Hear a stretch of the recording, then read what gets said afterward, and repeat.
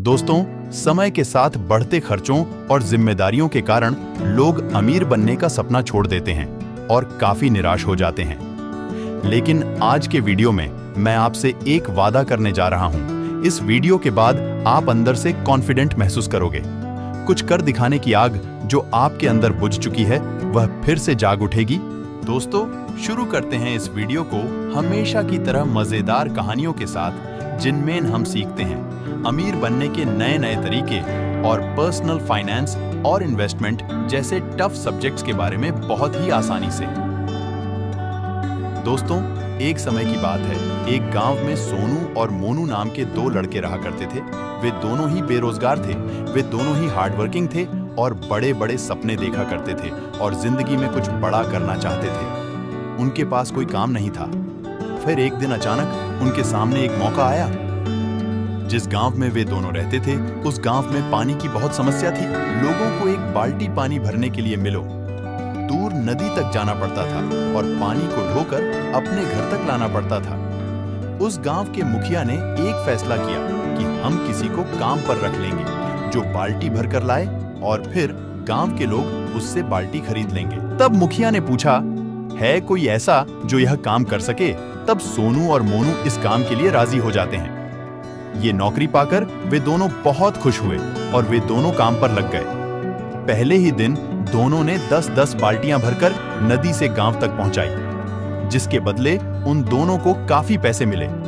मोनू इन पैसों को देखकर बहुत खुश हुआ और सोचने लगा, बस अब तो वह जल्दी अमीर बन जाएगा। लेकिन सोनू के पल्ले ये कैलकुलेशन बिल्कुल नहीं पड़ रही थी।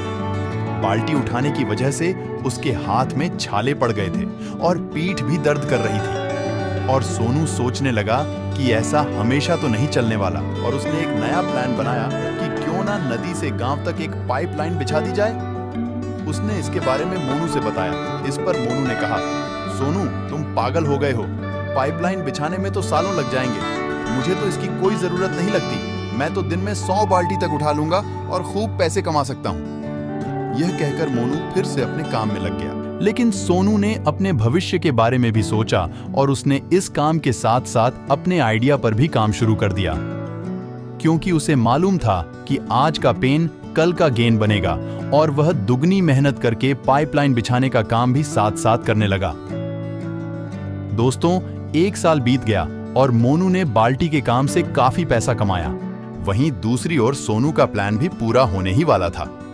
उसने नदी से गांव तक पानी की एक बड़ी पाइपलाइन बिछा ली।